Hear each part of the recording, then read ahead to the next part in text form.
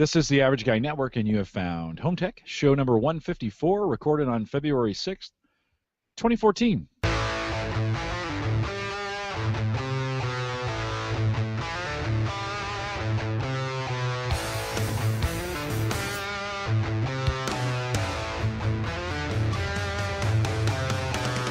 on Home Tech, we cover all your favorite tech gadgets that find their way into your home. News, reviews, product updates, and conversation, all for the Average Tech Guy. I'm your host, Jim Collison, broadcasting live from the very cold AverageGuy.tv studios here in Bellevue, Nebraska. And we post the show with world-class show notes each week out at the AverageGuy.tv. If you have questions, comments, or contributions, you can contact the show via email. Just send me one, Jim at the AverageGuy.tv. Or you can find me on Twitter, just at @JCollison. Or if you have questions, you can call the show now, 402, and it's a U.S. number, sorry, Andrew, but 402-478-8450. Give us a call and leave a message. I'd even take a crank call at this point. So if you want to call in and ask me if my refrigerator's running or something like that, that would be fine. Give us a call, 402-478-8450. Give us a ring there. Leave a message, question for the show. We'll play that here on the show. You get a good way to get on if you're a regular listener, and if you got a question you'd like us to answer, that'd be great. And we're now using a brand new chat wing for our chat service out there. You can log in with Facebook, Twitter, Google+, Yahoo, and Chatwing. If you can even do Tumblr too, but I did not enable that. If you let me know if you want that done. You can also just log in as a guest. We also have a Live 2 option that fits your screen better if you're using a Surface or an iPad. That I know not too many people use iPads, but and no, I'm just kidding, of course. And the chat, and we have a chat-only page as well. Just go to the AverageGuy.tv/chat if you want to listen on two devices, maybe a phone and a phone. Get the podcast going on one and the chat going on the other. Although that works really well on a tablet device, so should be good for just about any device. Although not all mobile devices will allow you to watch the live YouTube and chat at the same time. So we're still working on that. All navigation is found in the upper right-hand corner out at the AverageGuy.tv. All right, I got a couple guys with me that haven't podcasted with me in a while, I'll be honest with you. They have been out and about on the road, really busy. They lead busy lives, but I got them both back at the same time. We'll start in the order of distance, and we'll go farthest to nearest, of course, all the way across the ocean in Australia. Andrew Morris. Andrew, how are you? I'm good. You're right, it's been a very hectic 7, 8, 9, however many months it's been since I've had an opportunity to be on, so yeah, missing my regular slot, and hoping one day I'm going to be able to get back in it. Well, they say that nothing ruins podcasting like kids, and you've had a couple, and they're like, I saw pictures of them on Facebook the other day. They're growing up fast, my friend. Yeah, they are. They're I think they're 14 months old now, or 13 months and a half or something. So, yeah, look, adjusted age given their premie, they're officially 1, even though they were 1 in December, and things are about to get real because they're just about to be independently mobile. Yeah, so we always remember that because it was right around Christmas, or was it Christmas? Yeah, 12/12/12. 12, that's right, 12/12/12. That's an easy way to remember that. And how early were they? 7 weeks. Okay. Okay, but they're doing well now. Yeah, they are. They're well ahead of where they should be, given how early they were, and they started swimming lessons last week, so it's kind of interesting. Yeah. Man, that goes fast. Fast. Yeah. Well, welcome back. Good to have you back on, and then to his right, it could be your left, Bill Paulmenn. Bill, how are you? Good to have you back as well. I'm doing great. Thanks for having me back.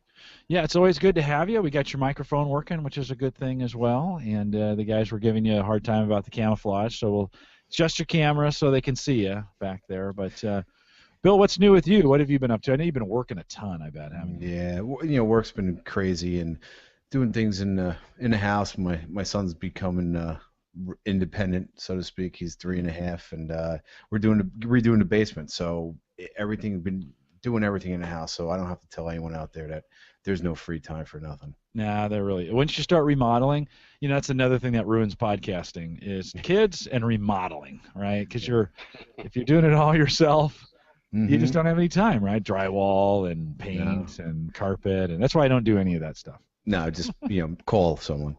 No, I don't even do that. I just leave it alone. The good thing is we have so many good podcasts in our community that keep you motivated while you're painting and spackling and running plumbing, and Cat 6. For sure. Oh, have you been pulling Cat 6 down to the basement?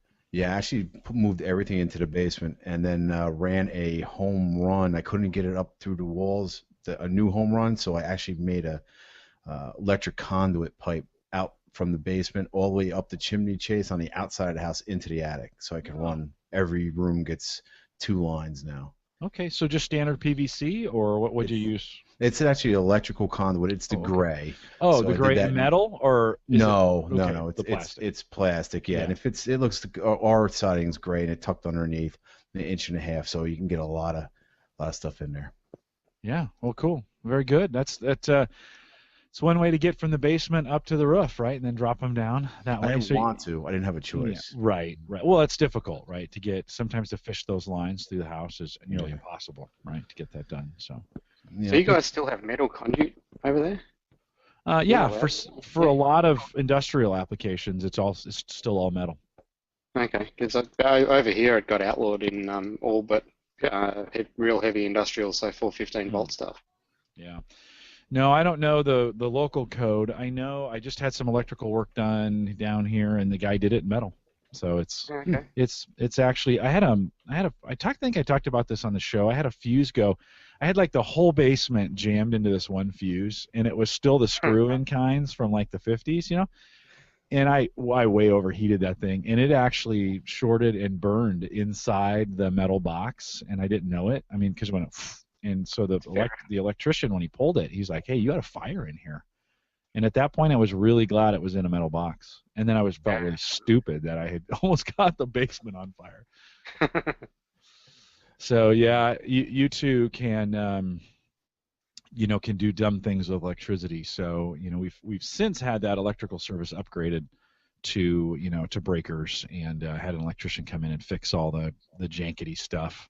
And even fix some of the jankety stuff that I did. Another reason to get a licensed electrician in for those kinds of things. Well, guys, welcome. I've got just a few housekeeping items.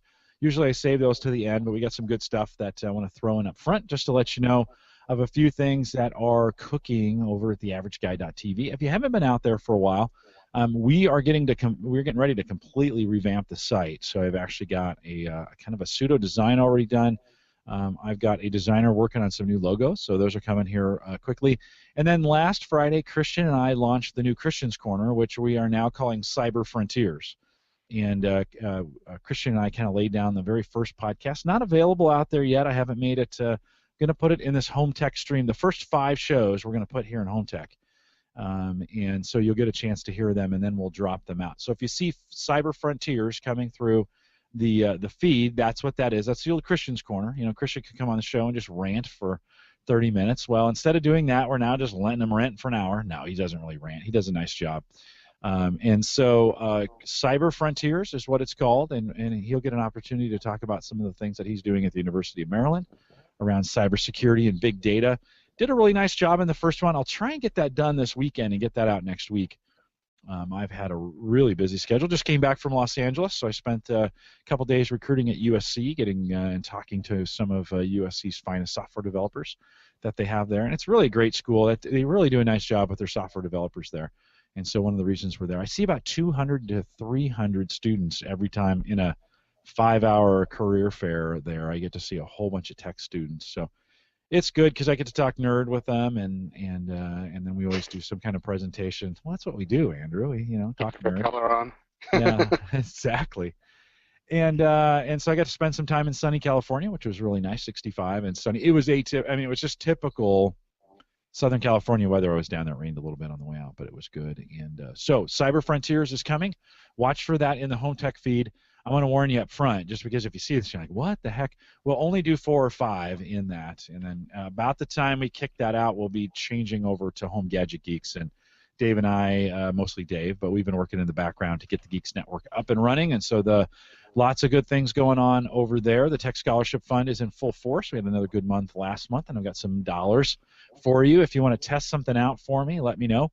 If you've got an item, we've even thought about a traveling item, a bigger one that maybe we buy and ship around. If you can think of Oh, one I thought you were going to fly me over to the States so I can have a ski holiday with you. Oh, that would be good, but it might be fraud.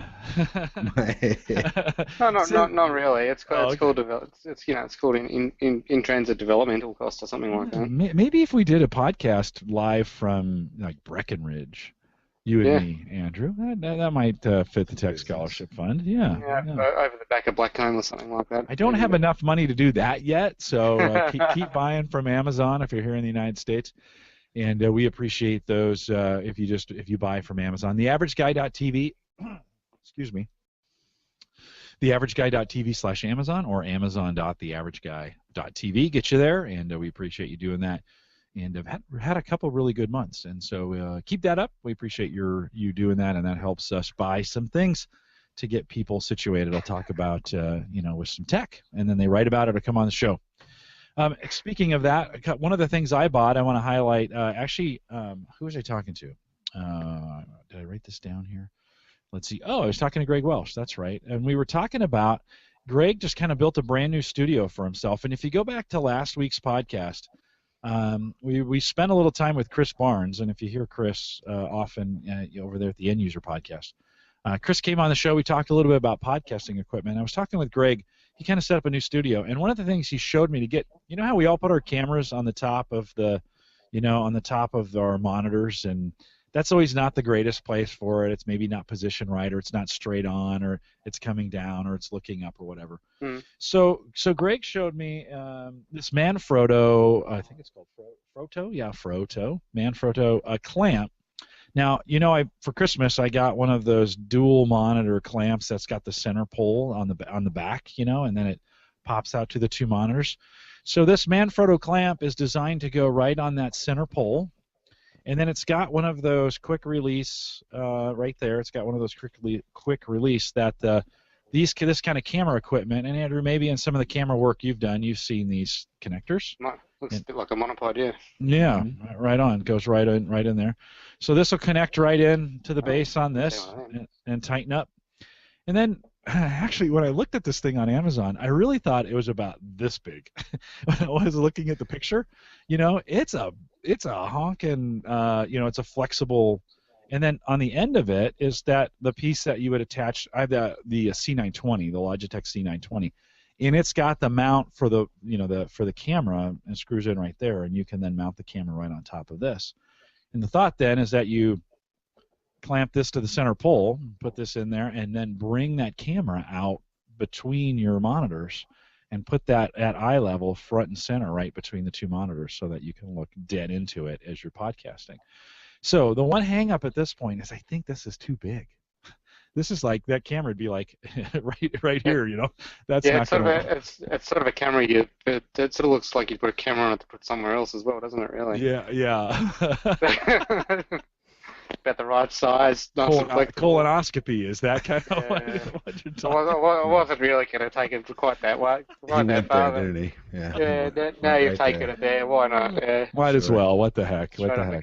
But so I think $50 is what I think. $20 for this, and maybe it's 40 something, 40, 45, 20, 22 each. I think something for 22 for this and 20 for this, and but an interesting solution, especially from a camera perspective, of getting that if you've got things that you need to mount or they're up out of the way and you want to get them mounted. I recently mounted the lights that I got for Christmas up on the ceiling, and they just hang down. But maybe just a different way of mounting that camera so that it's up and out of the way, or maybe not necessarily sitting right on top of your You wouldn't want to sit right on top of that. Say that again? You wouldn't want to sit right on top of that. No, you would not want to sit on top of this, either side. Andrew, so good to have you back, by the way. The Average Guy health check. Yeah. Oh, so anyways, Amazon.com. Pick that up this week. We're building the studio at work as well, and I'm learning some things about connectors. How to get these things, all this equipment connected to various. So how would you connect? How would you connect a regular webcam to the top of that though? You couldn't. Yeah, because it's got that connector for the it's got for the tripod. So it's got like a quarter-inch. Yeah, you could do like a DSLR as well, though. If you took the tripod piece, that bottom where it snaps in, Well, no, the camera's got that connector right there, right? It would just screw right into that thing, and you could just sit on like that. Yeah. Yeah. Right. Mind you, my DSLR's probably 450 grams. Might be a tad heavy. Mm-hmm. No, I don't think so. This thing is heavy. I mean, it's heavy duty for this thing. Okay. I mean, I think that could sit right on there, and it. I don't know. It's getting worse. There's no way we're going to recover from this, are we? Yeah, just put it away. Yeah, Bill's like, I'm out. Wow, what did I agree to? All right, well, some interesting equipment there to work on. I'm going to mount the camera to it and try some different configurations and see how that goes. So we'll move on. No, I'm going to ban Microsoft CEO chat. No Microsoft CEO chat. That has been covered ad nauseum by all the various podcasts. You can go to any one of those. We won't be talking about that tonight, so just a warning on that. And then I wanted to. I've been living under a rock, so I don't even know what you're talking about. Oh, you haven't been following it, huh? Well, we're not going to talk about it, so you have to go read and listen somewhere else. Well. Cool. We say again, Bill. No, that's me. I was just giggling. Yeah. We also, I've been doing a podcast show Saturday mornings. So here in the U.S., Saturday mornings, 9:30 Central, 10:30 Eastern, and called Ask the Podcast Coach with all the podcasting that I've done. Dave Jackson and myself. He's a podcast coach. I've been getting together. Come on out and hear us. We've got a format where you can actually call in and ask your questions. So if you're an aspiring podcaster, you think you want a podcast, you got some questions about podcasting, whatever, jump in there 9:30. Go out to schoolpodcasting.com, and that's been a fun little experiment. I've learned a ton about live podcasting. That's all I do. But Dave is new to it, and we've got some good questions, and I've learned a ton. Just some good stuff. It's a great thing to do on Saturday morning, so you can join us for that as well. All right, one more thing. Sorry, I don't know. Last 2 weeks, I just can't seem to. I got a little chest congestion from a cold I had a couple weeks ago. One more thing. So a couple weeks ago, we had a battery show. We covered Power Rocks with Carrie Adams. If you haven't checked that out, head back. Carrie's a friend of mine and now one of the marketing folks over at Power Rocks, and we talked about batteries. I took my Energizer battery with me to LA. I bought back for CES about 3 years ago, and it's down to about 3/4 of a charge for my phone, so it won't even fully charge it anymore. It has degraded over time, and those are the things that you might want to check if you've purchased batteries in the last couple years and they're sitting in drawers and you haven't used them for a while. Maybe a good idea to pull that thing out and do a little bit of a stress test on it, because mine doesn't work anymore. Well, it still does. It kind of does, but pretty much after about an hour of charging the phone, the red light comes on, and that thing used to maybe charge the phone twice. So it's time to take it to Best Buy and get it recycled. And probably Battery Rocks has got some good sales going on right now. I'll probably pick up. They've got one that it's actually, they got a bacon one. It's got a bacon around the outside. It's got pictures of bacon on it, so you get a bacon battery. See that. I saw that on a. It's not a Facebook. No, it was on blog. It was on the Cool Materials blog page. Oh. Come up the other day, yeah. Yeah. If you head out to our Facebook group, so go to facebook.com/group/theaverageguy. Carrie posted. She said, "You guys asked, we listened, and so they have this battery, and the cover is a picture of a bacon." So. I don't get the bacon thing still. It's a U.S. thing, maybe. I don't know. Everybody's No. crazy about bacon. Are they crazy about bacon in Australia? There was a packet of crisps in one of the supermarkets the other day, bacon flavored. I just don't get it. And they are disgusting. Those chips. I bought them because I needed to see what the paranoia was about, and I just don't get it. Was that what you were eating before the show? No. They were hot fried, crispy, allegedly deep fried goodness. Well, I don't know what it is either, but I love bacon. I just can't get enough. Can't get enough of it. We were at a restaurant, so we went out on the other night. There's bacon, but that stuff's faking. It's not even bacon. Yeah, that's true. But there's no pig anywhere near it. Maybe not. We went to this restaurant on Tuesday night, I think it was. Yeah, Tuesday night. And we asked what the specials were, and the gal's like, "Well, we have these short rib tacos, which I never heard of before, right? They had taken the meat off the short ribs and they were making tacos out of that. I was like, okay. So we tried one of those, and then she's like, and then we have what did they call it? She's like, we have this dish with thick cut bacon, and we kept waiting for something else, like, okay, what else? No, it was just thick cut bacon and some garnish. And I'm like, are you seriously? You're just serving bacon as an entree? Can you do that? Oh, That's so wrong. yeah, we almost ordered it just to see what it was like. If you really got like a bacon steak, a steak cut bacon or something like that. I can't imagine that, but kind of like ham steak with a rind on it. Something like that. All right, let's do. Yeah, all of a sudden everybody's like, "Oh, hold on, I'm going to pause the podcast and go get some bacon to eat." So yeah. In case anyone's just tuning in, you've joined the Average Show culinary show. That's right. Where we talk about it's all bacon all the time. That powered by Zocor and any cholesterol medicine. That's right. Lipitor. We're all in that age category, right? I mean, come on, let's be honest about our demographic. We're all to that point where we're thinking about, oh my God, my cholesterol's 353. I need just be sure to wash it down with a nice cold can of Coke. Yeah, or Blue Moon or something like that. That would be good. Let's talk some tech here. So I've got a battery I need to replace and buy. So I think I'm going to head over to Power Rocks and pick one of those up here. Those are available on Amazon as well. So if you wanted to take, just put Amazon in, or put Power Rocks in Amazon, use the link, and you can pick up a battery. The one that's on sale at Power Rocks, we talked about on the show, is also on sale at Amazon. So you can get that as well. I'm not saying you have to but buy it at Amazon. All right, here we go. Andrew, let's start with you. Typically, we'd cover a topic like this on the home server show, but you're barely available for my show, so we'll take a little break and have you on here. Not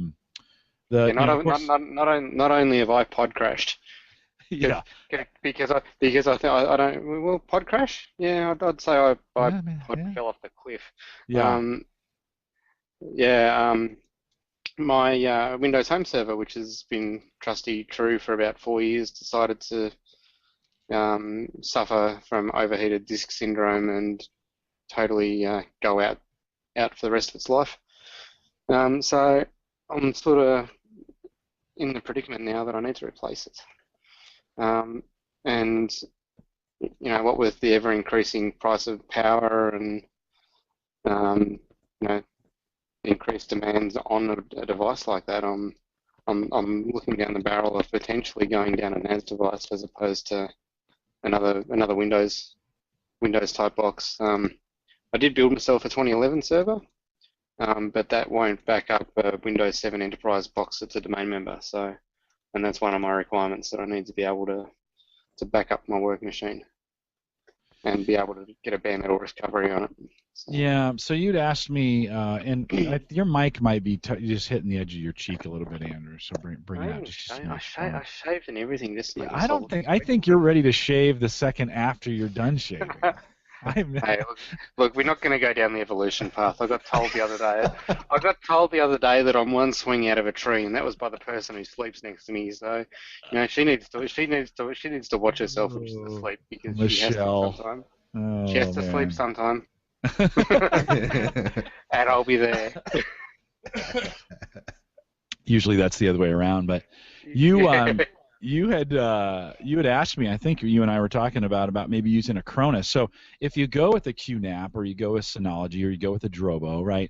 None of those solutions have really great bare metal backup. So is bare metal a requirement for you, or are you just looking to back up the files? I want something that I can replace home server with, and just set it and forget it. And yeah, it's a tough deal. And one of the challenges too, right? Windows Home Server version 1 stops support for Windows patching this year, with the end of 2003 support. So, being in the enterprise world, I'm more than aware of that looming, and I don't want to introduce that fault, that issue for myself at home. So Yeah, I mean, I don't know if I'm between a rock and a hard place, or if I just give away the whole concept of bare metal backup and restore, or what I need to do. I mean, if 2003 was going to hang around, then I'd find some 512 byte sector hard drives and just build myself another version one. But you got to think practically and future proof.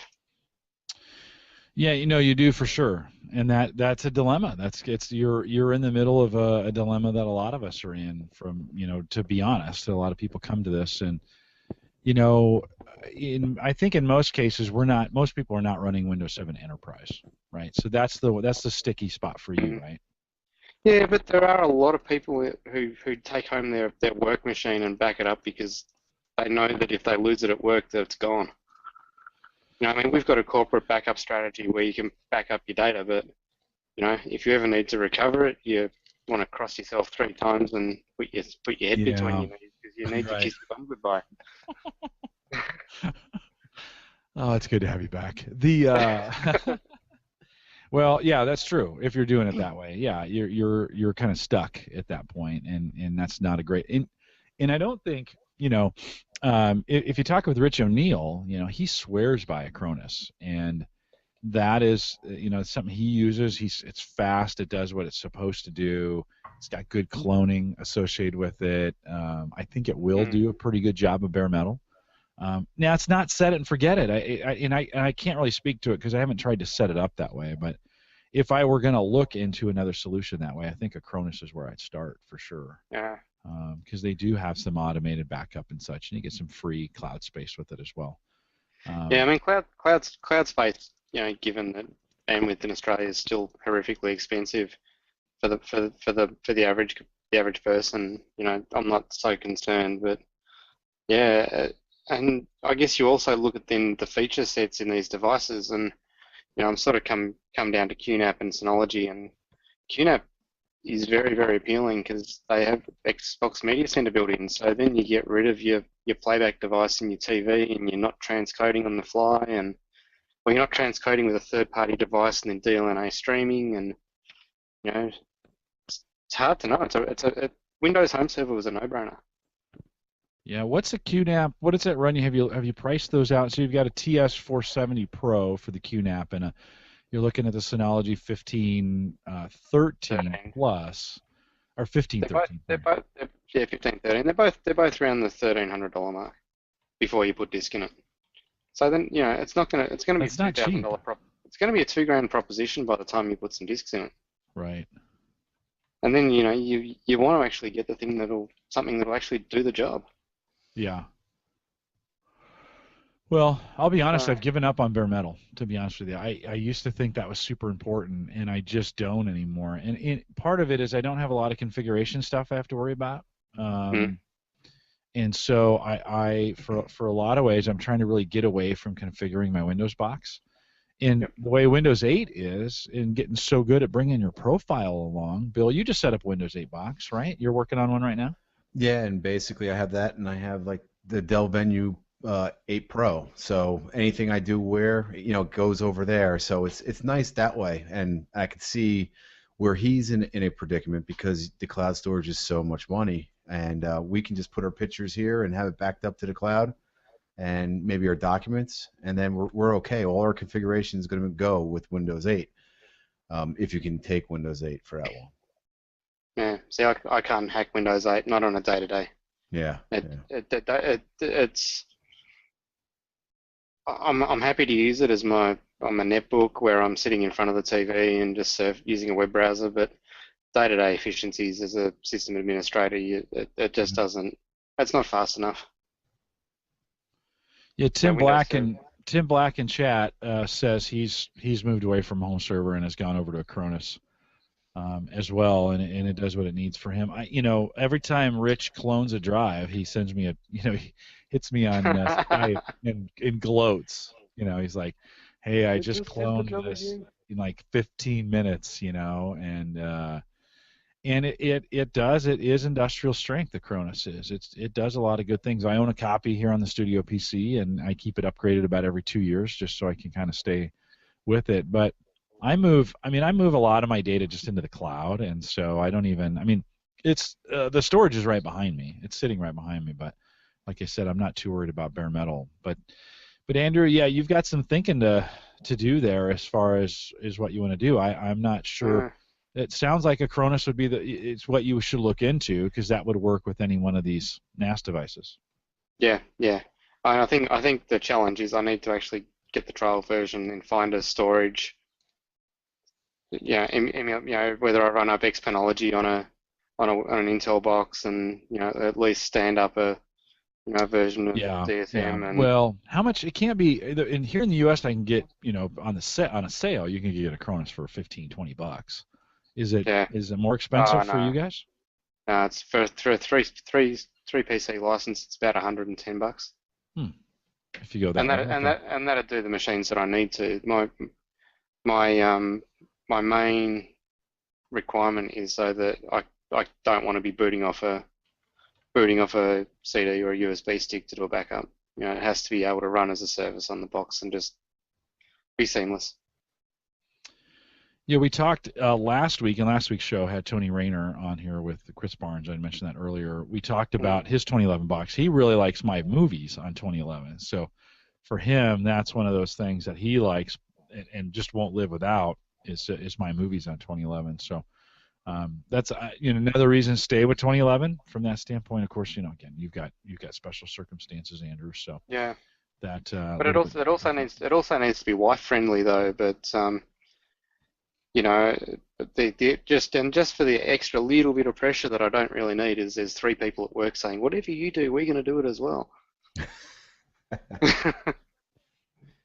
Yeah, so Tim says it does clone, but he doesn't do it consistently. Has not updated to bare metal. So it's not like he's restoring bare metal all the time. So you might want to try that, test that out if you're going to go that direction. It's a little more effort to do bare metal. It's just not like a 2012 where you just boot to the network, find it, and restore. That's the thing with version 1. You boot off your thing, you say go and restore a Morris PC, and however many hours later it's given it back to you at the last incremental backup. And that's the functionality I think that I'm looking for, and whether I can get it or not, I don't know. Yeah, I think you're going to struggle a little bit. As you look at that QNAP, are those how many bays, how many drives fit in those each 4. one of those NAS boxes? 4? Yeah, so the QNAP's 4 and the Synology's 5. Yeah. And in reality, am I ever going to use 20 terabytes of disk and drop a disk to go to 16? I don't think so. My kids in there. I don't want my kids to ever have that much video sitting on a device. Yeah. You know what I mean? And that's the other thing. How much storage do you really need these days? Download it.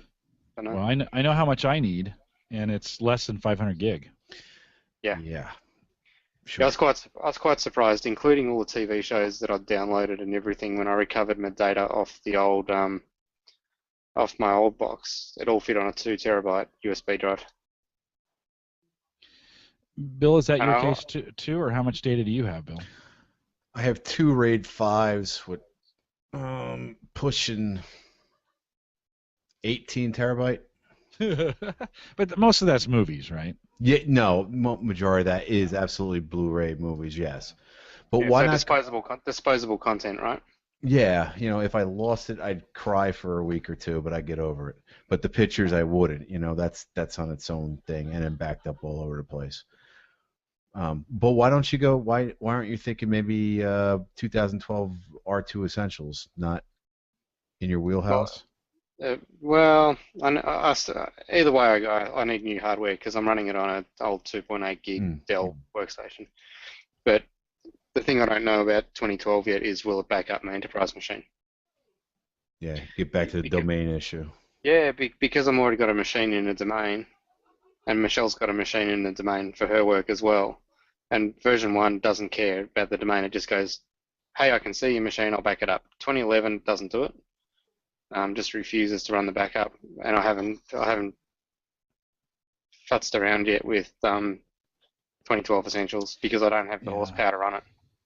Yeah, see, gosh, that'd be a great solution for you because that's the thing everybody complains about is the domain capabilities, right? And so I think that'd be a great solution. You know, you got to get over the cost of it because the software by itself is expensive. If you try and buy it, you try and buy it through the regular channels. So Yeah. I've got 2012 running in a couple different places. I've got it on a test box, and then I'm running it in Azure on my, with an MSDN subscription. Of course, I get a $100 credit to Azure every month, and so I can run that server. I can run it for about 35 or 40 bucks every month out there. And it's a pretty good server, single core, gig and a half of RAM on that, and 150 to 200 gig of storage. It's not enough. I need to add a bigger drive if I were going to actually use that in real time. But that's not enough. That's not a bad way. Now, it doesn't work yet to back up bare metal to an Azure, a 2012 box running on Azure. That's got to be coming. They got to be thinking about that. They got to, that's got to be one of those things.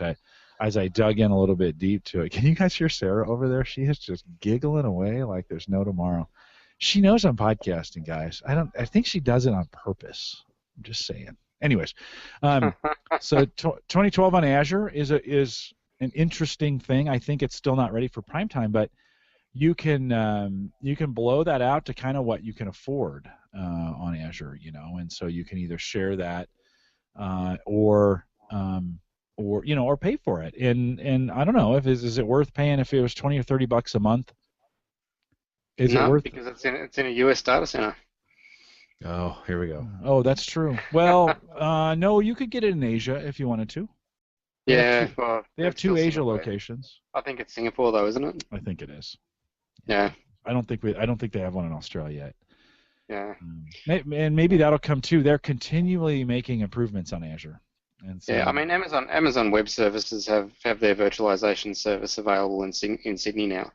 But again, it's off premise. Who really has the faith that you want the photos of your kids sitting off premise and things like that. True. If that's the only place they sit, right? Yeah, I mean we're very restrictive about even putting photos of our kids on Facebook and regular social media. That's why we put something up maybe once every 3 or 4 months, just because they can't protect themselves. So why wouldn't we at this stage? And there's enough in the media where people are using photos of other people's kids. It's becoming more and more prevalent. Anyway, I'll come up with a solution at some point in time. No, I think it's a good. Bill, any other thoughts on that? No, I think he's in a corner. He doesn't have too many options with the bandwidth problems and the expensive cloud. So I'm kind of in the same boat. It's just the complete opposite. Completely, because I'm going to go to I'm going to 2012 soon, and I'm running Plex, and I have all my movies. The kids' photos though, they have to get duplicated, so, in multiple places, 4 places, not just 2 or 3.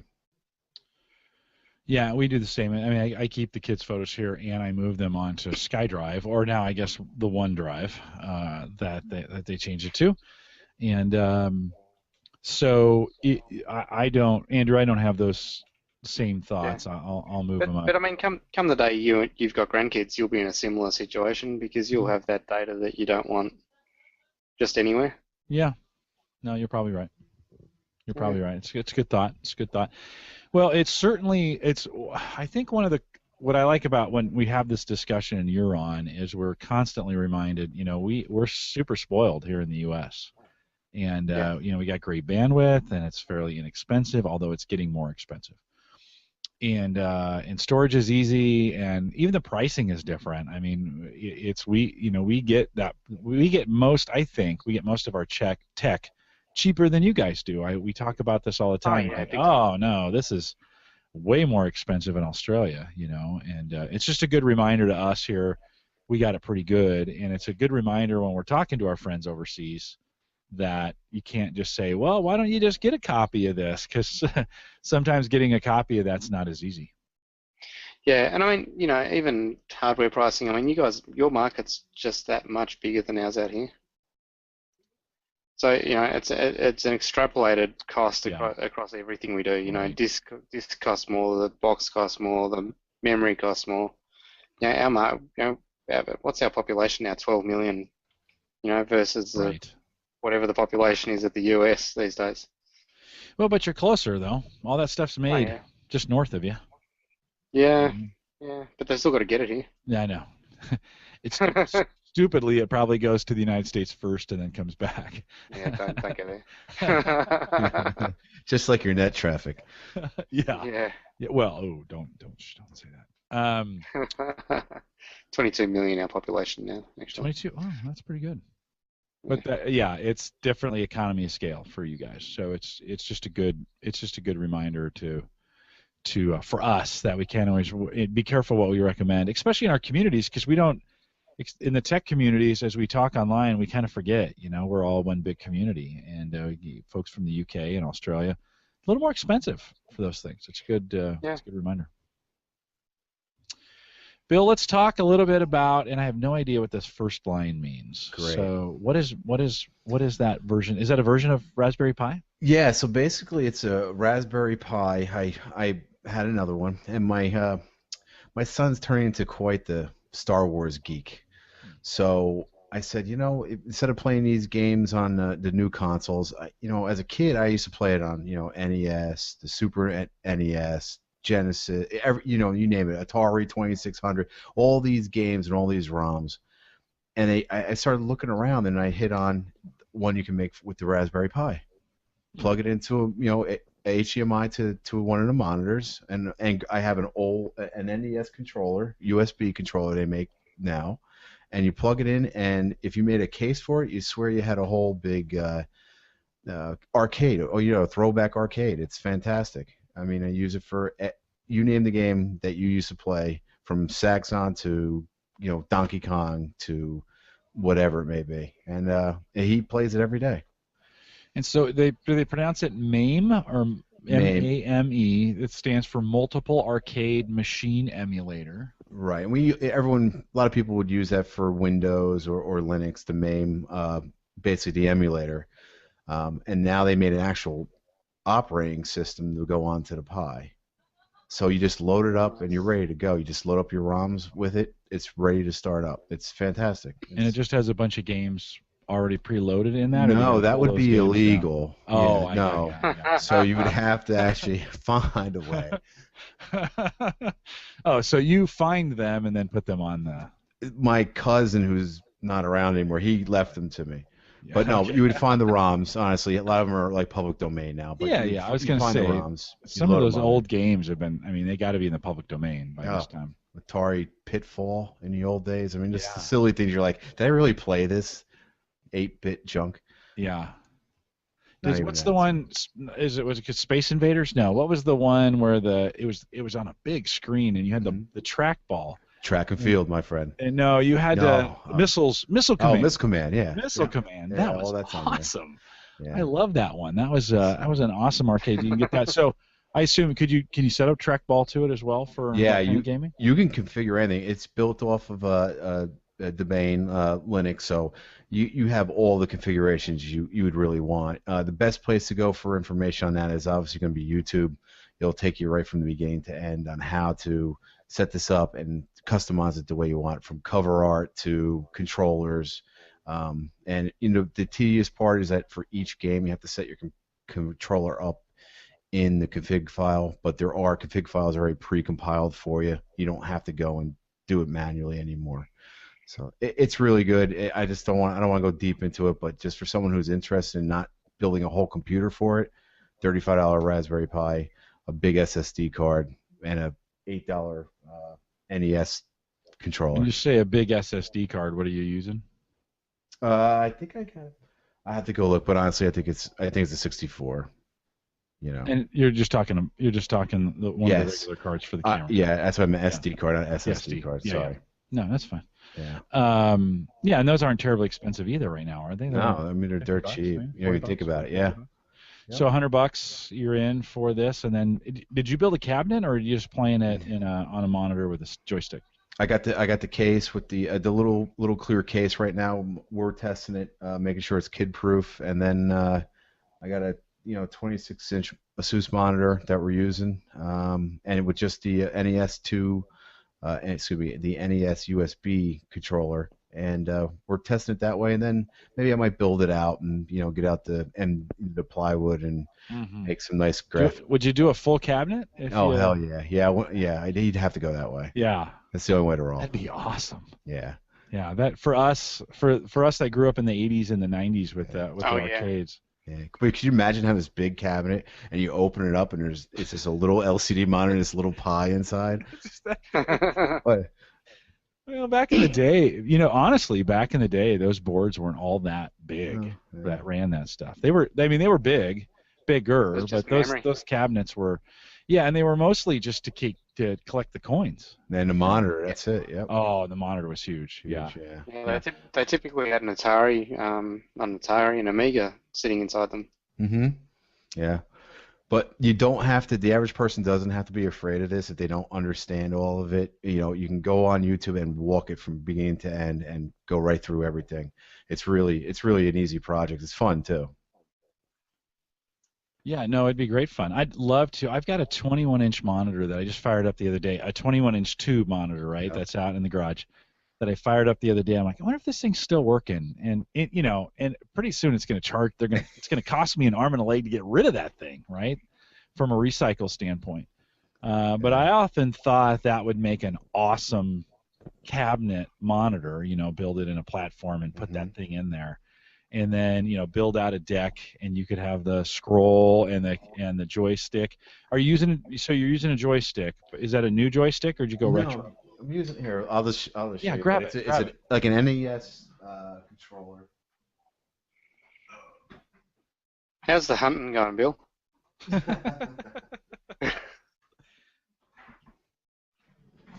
Like he's dressed to go out. Yeah, I'm going koala hunting soon. It looks like you're going out after a few deer or bear or something.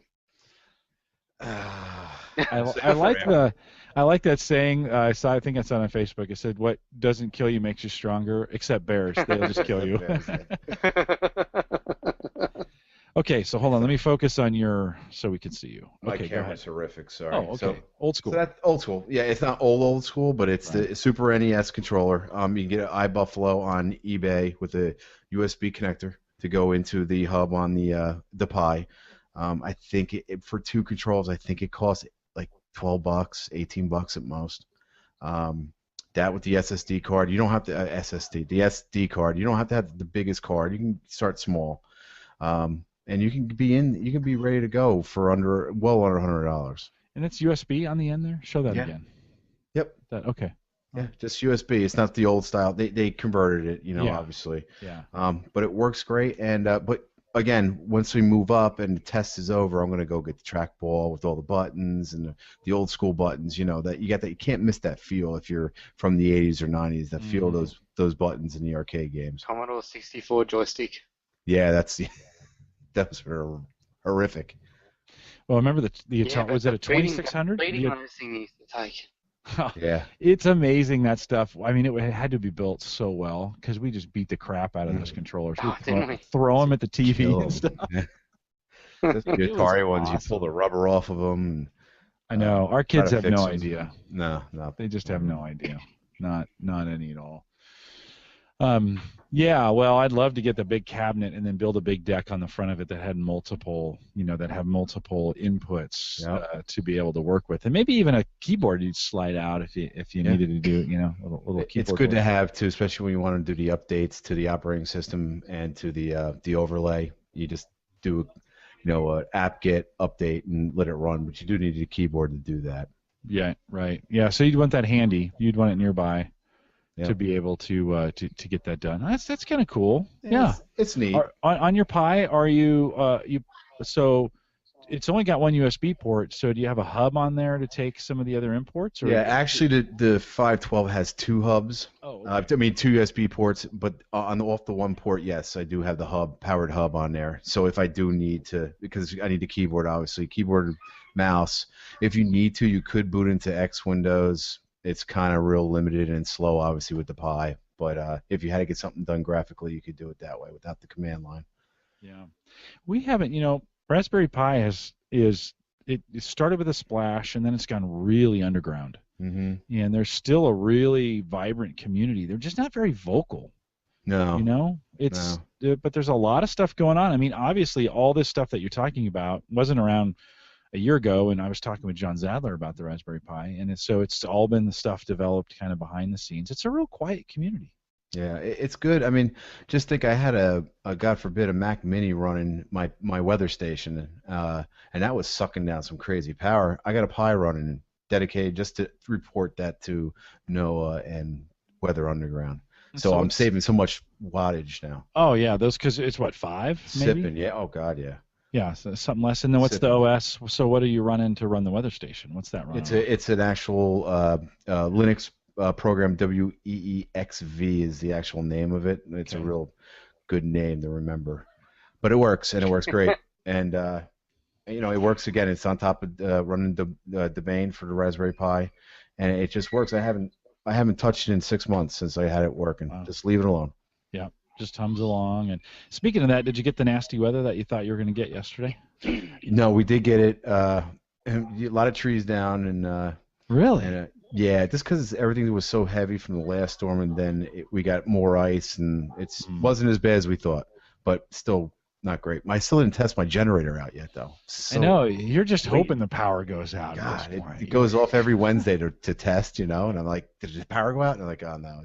So it's got a routine. So talk a little bit. What generator did you put in there? Not everybody knows. So, yeah, sorry. I have the Generac Gas NLP version. It's a 20-something or other. There's a 17 and a 24, so I have the bigger one, a 24. And we had so many power outages, and after the hurricane, and we got hit dead on, I was like, enough. I can't go with fighting fuel lines anymore. And if you never know what pandemonium, total anarchy is, it's when people are fighting for fuel or food, and it was horrible. So I said enough of this, and we got that installed, and just haven't had a chance to. It's got an automatic transfer switch, so the power goes out. It switches over to the generator. Within 10 seconds, you're back up and running. I just put battery backups on everything so it can handle that 10-second maybe drop, especially for the high-dollar electronics. And I'm just waiting to try it. Now that I have it, nothing goes wrong. Yeah, we could come out and start like a fire by the telephone or by the power pole, so it burned down, and then you'd lose your power, and then. That'd be fine for me. Yeah, you're gonna be celebrating. Yeah, I'll be the happiest guy in the world. Then all my neighbors be over. The generator started. You'll be the only, you'll be running. You should get some Christmas lights that are just plugged into the generator. Just to rub it into their face. During the hurricane, I kid you not, I had the generator pulled out of my race car trailer, and I was backfeeding the house. So I was on the block. I was the only one with power, refrigerator, and heat. I had neighbors coming over with their cell phones with their wires. Could you please, sir, could you please plug this in for a few minutes of power? I said, what's the difference? The cell phone towers have been dead for 3 to 5 days. You're not, even if you get your cell phone charged, they can work. That's hilarious. Well, but you were the good neighbor, right? No, heck no. I told them, you got to bring a loaf of bread and eggs, and I'll do that. Like trading like it's anarchy. It's the barter economy. Nothing wrong with that. Guess it, barter. Old school. Want a dozen eggs. Bring them over. You get nothing until I get a dozen eggs. That's awesome. It was all good, though. Neighbors are good. That's awesome. But that's good home tech. When we talk about, I think that's one of those things I think we'll move to. Andrew, we talked about this in the pre-show, but Andrew, talk a little bit about, you're generating solar power at this point. You've had those up there now for 2 years. Is that? Oh, no, it's longer than that. It's only 3, I think. It's been almost 3? Was it when we first started the show? Maybe it was.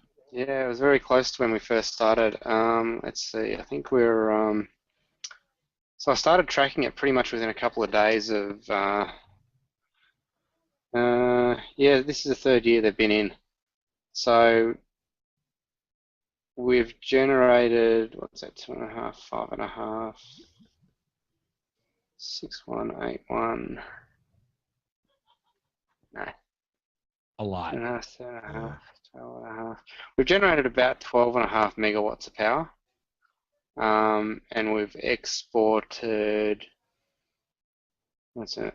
About 5.5 megawatts. Megawatt hours. Sorry. Yeah. So about half, right? Of what? Well, a little under half of what you created. About a third to a half. Yeah. Yeah. Yeah. So. So we've fed in probably around about $3,500 worth to the grid, and the system is scheduled to pay itself off around about August this year. Cool. Oh, okay. So you're already that close to.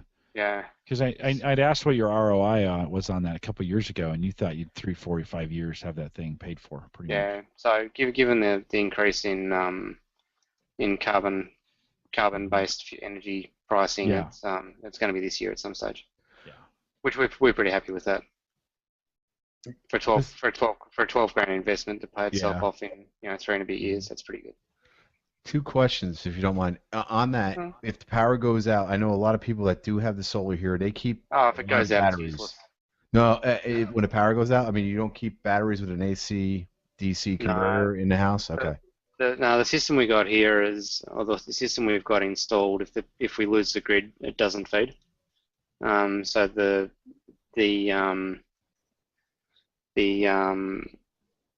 inverters do get a degree of their run power from the grid. So if the grid goes down, the inverters turn off. Okay.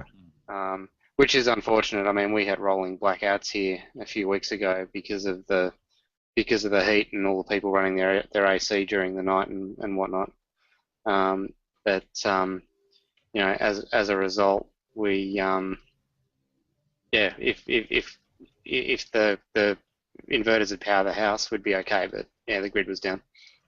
To put an off-grid system in, given how many panels we've got, we'd probably need almost a single car garage worth of batteries to be able to absorb the power. Wow.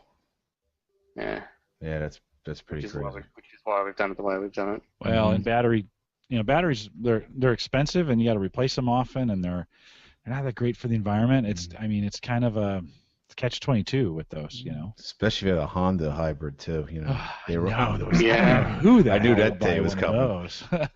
There's way too much lithium in those things, isn't there? Yeah. Oh man.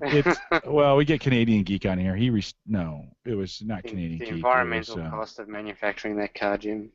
Yeah. I know. It's probably I wouldn't buy another one of those again. I'll just be honest with you. You just get another stonk. Just go and get yourself a stonking V8. I mean, the cost of fuel in America is still low enough that you can afford to run it. That's all. We basically pour it down the street and just light it on fire. Yeah. I've seen that. Yeah. That's how we clear snow now. Is the truck goes down and sprays gasoline, and we just light it on fire. Actually, he stops and asks what grade first. If we're feeling really smug, we use premium. He lights it with 100, and off it goes. Wouldn't that be an awesome world? Oh man. What about so Bill? You'd also been working on OpenVPN off your pfSense router. I haven't messed with that at all. What are you trying to get out of that, and why are you messing with it? The real reason is honestly because I didn't want to open all the ports in my firewall when I was doing pfSense.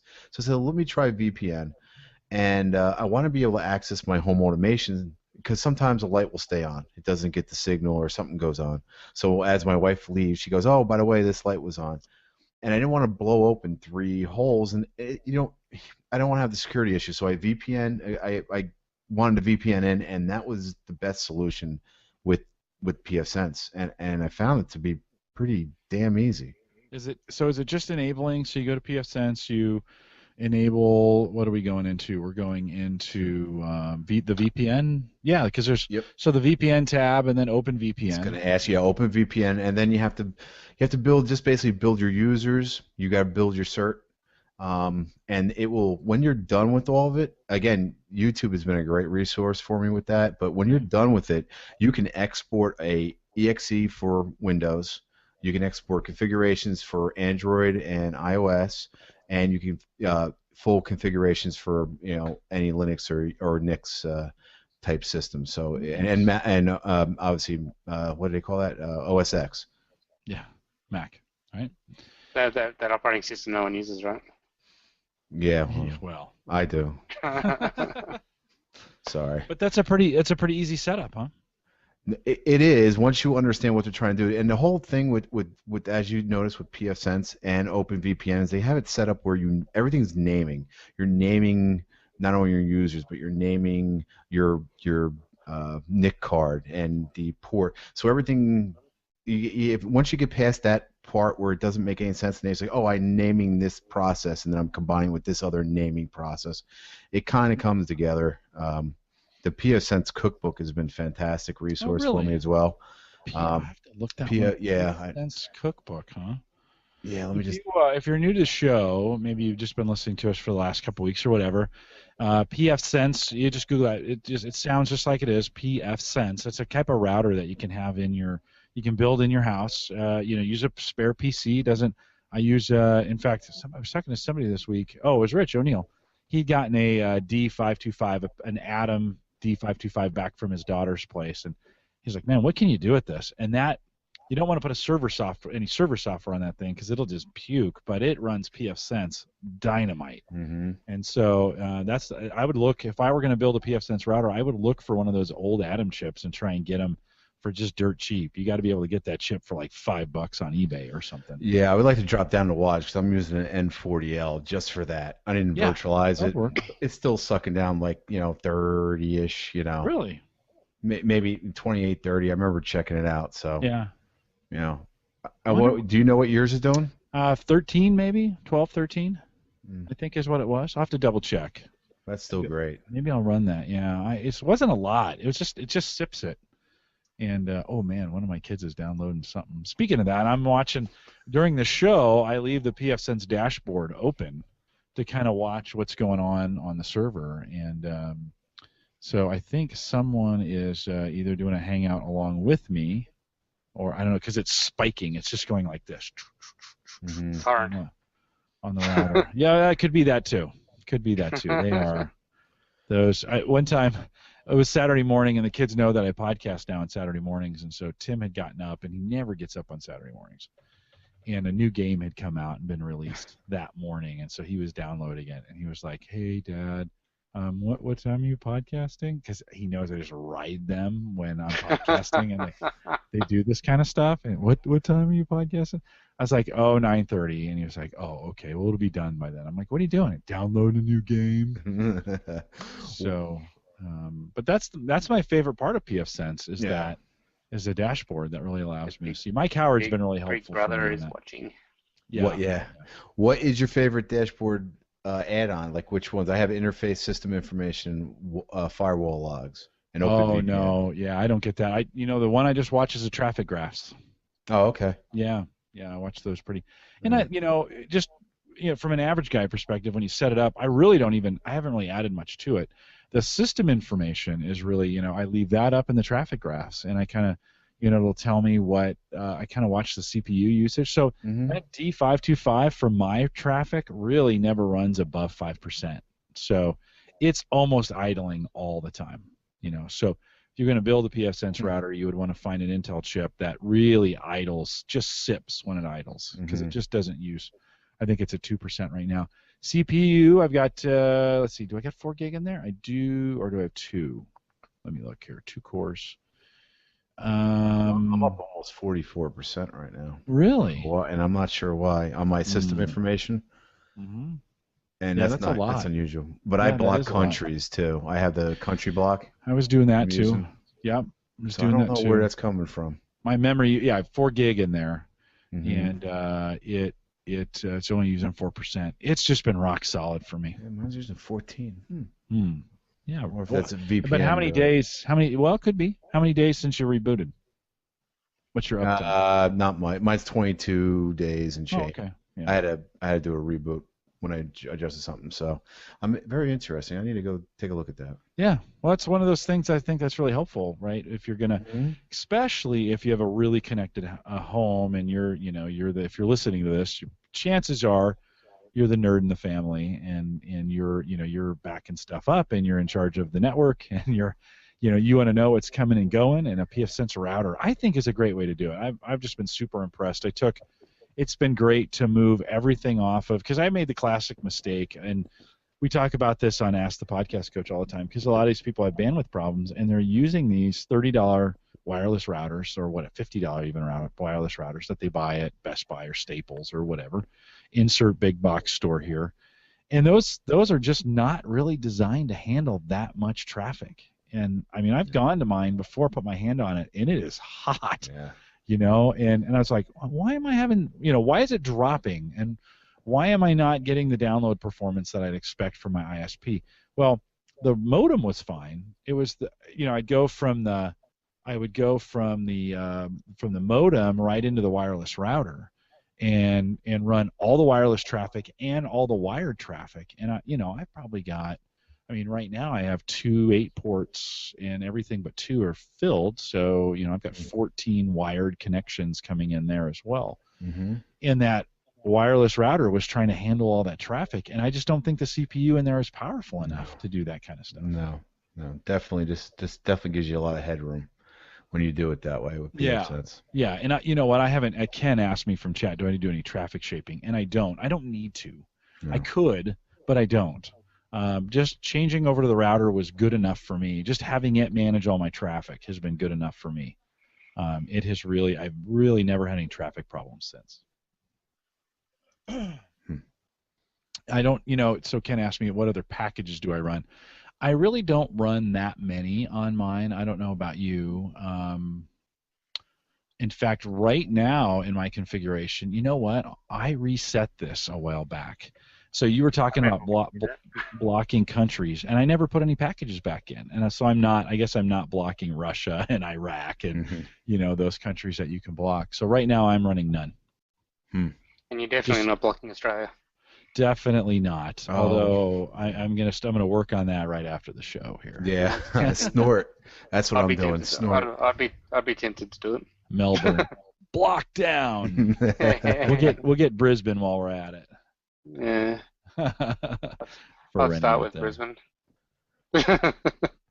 Yeah. So Drashna said I need a 16-port managed switch. Yeah, I could do that, and I could pay for that, or I could buy, you know, I bought 2 8-port switches they're dumb, you know, they're not managed, and they do great. And I've got them separated from my stuff goes into one, so I know that I keep the traffic, that the heavy traffic is all on one, and then the stuff around the rest of the house is on the other. And so if it's got to jump from one switch to the other, in most cases it's not having to jump switches. So it's just, it all stays on, most of the traffic stays on one switch. And so it's been great. It works for me. And then the other thing I did is right off to the side here, I've got a wall of, you know, it's a pegboard wall, and Sarah keeps some stuff on it, but I have half of it. And I just mounted, like, I took the router and I got some of that plastic pipe. You know, it's got holes all along and you just cut that and drill it, you know, just mount it right to the wall. And so everything's flat up against the wall where I can see it. You know, the cables are organized and I can get right to it if I need it. And it's not sitting on a shelf. You sure you're an IT guy? I'm not really. I just stayed at a Holiday Inn Express last night. I was going to say, that makes me feel really shameful. The only tidy bit of the cabling in my entire house is a bit underneath it where it's all clipped onto the joists. Yeah. Well, that's one of the things. I like it to be neat if I can, because I've got so much crap on my, you know, I think about all the hardware I got on my desk right now, you know, and it's just like I got to keep some track of it. So, you know, I got, the crap we have. So that is, the switches are up there, the HD home runs are up there. I've got 2 of those. You know, I've screwed a few. Why can't I think of it? You know, which the power strips. I've mounted a few of those up there. I could never get the HD home run to work. It would not work in my house. Oh, that's right. So I took the bastard of a thing back. You really gave that a good run too. We talked about that a lot. Yeah. When we were struggling with it. Yeah, I love that. They've got to be the most unreliable piece of crap I've ever come across, that device. But at least the ones they sell in Australia. So yeah. Well, you know who makes them. The Ken was asking in chat a good recommendation on an 8-port switch. I have 2 of these. The Zyxel, I don't know if that's how you really pronounce it, ZYXEL, and I've gotten these both on Amazon and I think Newegg as well. The one in particular that I have is a GS10 or GS108B, gigabit Ethernet. Comes in a, I got 2 of these. I think I paid $30 for these. Been a great 8-port switch for sure. So I'll throw a link to that out in chat or out in the show notes as well. But this has been, I think this was a BYOB recommendation in its day, and I just picked it up, and it's been. Oops. It was what? Something just fell off my desk. They used to that brand. They used to a lot of the ISPs out here used to use their ADSL modems. Mm-hmm. And I know people have had those running for 7, 8, 9 years, and still going strong. So they definitely got the market cred.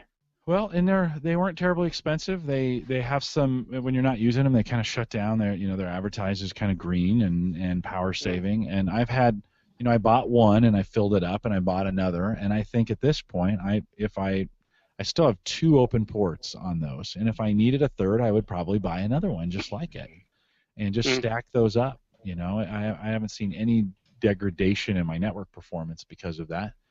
And it's actually a great way to segregate out the network on the at the house, and I get, like I said, all my equipment goes into one, because that's where I'm moving data around mostly between that, and then the rest of the house is on the second one. And then wireless is all by itself. So that to wrap up that story, I've got 2 other things that are plugged into it, but they're really low power. But wireless, because we have so much wireless gear in the house, there's 5 phones that connect, there's 3 laptops that do that as well, and then just a host of other things that, and it's really helped. I've gotten a better wireless signal too out of it. So. Do you only run the one access point? I just do run the one. Yeah, our house is small enough that I don't have any signal problems. In fact, I've run my laptop off the deck, as seen in the video from this summer when I was working on the deck during the 4th of July. I took the laptop out there and ran it off the deck, and worked just great. Now, to be fair, the deck is really close to me right here. I mean, there's a wall and then there's the deck, so it doesn't have to go through much to get there. There's a concrete wall though. So, but it does pretty well.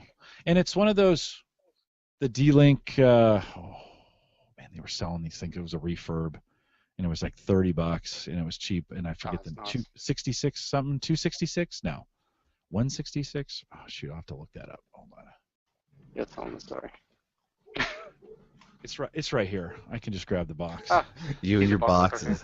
Here's a box I prepared earlier. Yeah, 615. That's what it is. The D-Link 615. This little workhorse, and not a great whole house router, to be honest with you. You don't want to be running everything in your house through this, but a really good access point, and it's just been really good for me. So it's kind of sick that I could just pull that off the shelf. One of the other things I try to keep as many boxes as I can, because you just don't when you're gonna have to ship them back, or when you're gonna need an example on the podcast. So. All right. Well, let's, guys. We're at about the 120 mark. Anything else that you'd like to get in? I think we covered the show notes there. Anything else? All right. I'll take that as a resounding no. Did I tell you I've got a new car? Yeah. No. What did you get? Because you wrecked one. Is this a new one, or is this the one since? Yeah. It was new. Where are we? Let's see. How do I throw? Share your screen. Green. Yeah. Green. The green arrow? Yep, green arrow. Right. And I'll full screen on you. And make sure if it's got any cool tech in it, we want to hear about that too. Well, it's got I ended up with a dashboard camera in it. I ended up with a Volkswagen Amarok, which is Volkswagen's pickup out here in in all parts of the world other than North America and Canada. So I've got a canopy on the back of it. And the cool tech that I got in it, I bought myself a dashboard camera, because the insurance company, when I had my accident, told me that I was at fault, despite the fact that somebody hit me. So I went down the path of getting a dash cam, which gives me the ability to do 1080p. Sorry, I'm just trying to find a photo. How long? How much? Because you can't record everything. So how long? That records in 3-minute chunks. Okay. Does audio from inside the car. It does audio from inside the car. It does 1080p, 720p at 60 or 30 frames a second. Auto starts, auto stops, and I can connect to it with the mobile phone via Wi-Fi. How much extra was that? It's an aftermarket thing. It cost me $230, I think. That's not too bad. You know, insurance fraud has gotten so bad in Russia that everybody has a dashboard cam on their vehicles in Russia. That's like mandatory. You have to have them.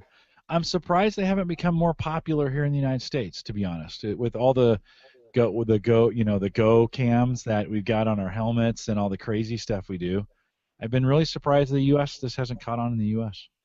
Yeah, with the GoPros and the like. GoPros, yeah. GoPro. Yeah. I'm surprised.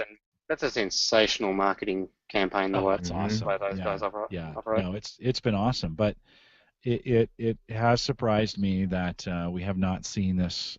Because Americans are we're the perfect market for that kind of thing. You know? Everybody have a dashboard cam, and I don't see many of them.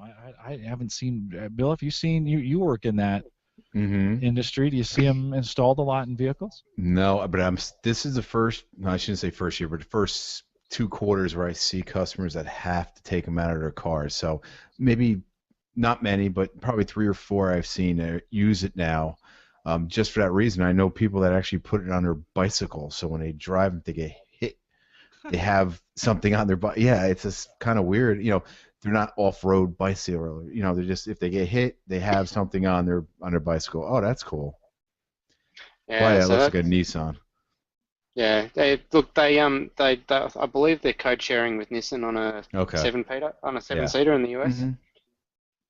So yeah, that's what I ended up in. It's like a little bit bigger than the Subaru that I used to have. That's one engine. Oh, look at the guys. You're gonna get in trouble. Corporate spam. And that's a dash cam. That's the dash cam I ended up with. Very cool. So nice stealthy little install. You can see about 3 inches of wiring for the whole car the way I've installed it.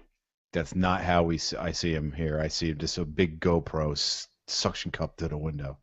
Oh no, you got to do it right. Yeah, no, I'm with you on that one. So yeah, look, I mean, we run one in each car now. There's one in Michelle's car for the same reason. She's in traffic a lot, and you know, we all know what the idiots are like when you're out on the road these days. No one's got any respect for anyone else. And well, what's interesting is I think we're being forced into them, or you're being forced into them, not because, well, obviously because of the crazy drivers, but insurance companies are coming down hard, saying no. You know, the other insurance company is saying no, it was your fault, not our drivers. There's such downward pressure on the fiscal responsibilities of it that you're now having to prove it, right? And so I don't think it's long before it becomes a standard item. I mean, I think this is one of those areas where the U.S. is trailing and the rest of the world a lot. Like I said, I see them in a lot of other countries. They have them, especially where the driving is crazier, right? I mean, can you imagine a car cam in a car in India? No, oh my God, that would be awesome. Those guys are crazy. YouTube winners every week. Oh man, that is a crazy driving country for sure. So it's. I drove in India when we were over there, and it's an interesting experience. Yeah. Andrew, where's the storage then for that? Is it actually on the camera, or does it go somewhere else in the car? Yeah, it's got a 32 gig micro SD card in the. Okay. And it's just constantly writing to that. It's just constantly writing to that card, and then Does it tell you if that card errors out and starts? Yeah. So if you get it talks to you. So when you start the car, it comes up and tells you the system's loading and when the recording starts. And if the card corrupts itself, it'll tell you that the card's become corrupted and that it's stopped recording.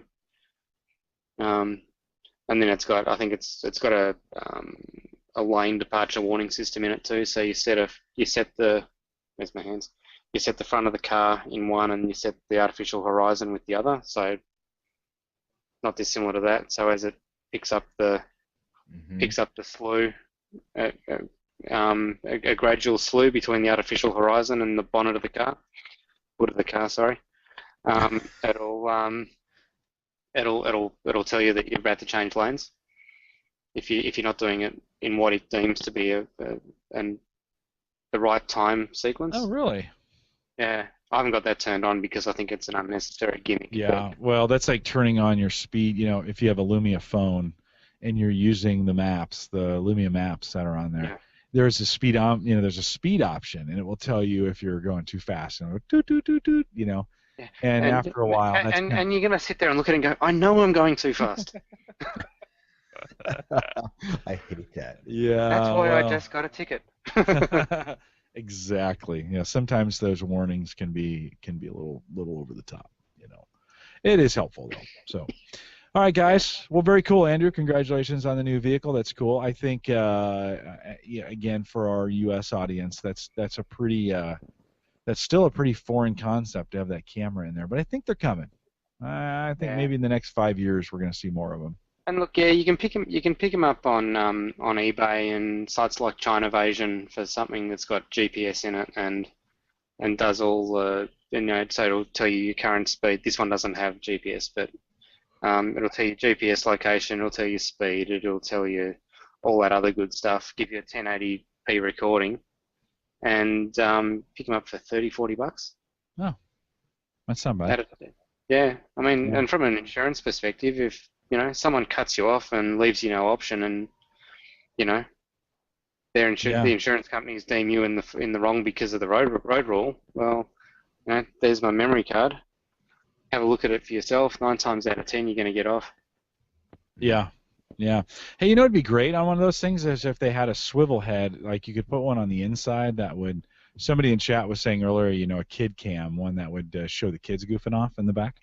But I would think a motion sensitive cam in there that, if somebody gives you that door ding, it would come on, or it may be a proximity sensor. So if you park in a parking lot and somebody pulls up within or comes within 5 feet of the car, it turns on and starts monitoring until and again it's only going to keep certain footage of that. But that's like that's like a security, kind of a security sensor for your house. Same kind of idea. Yeah, absolutely.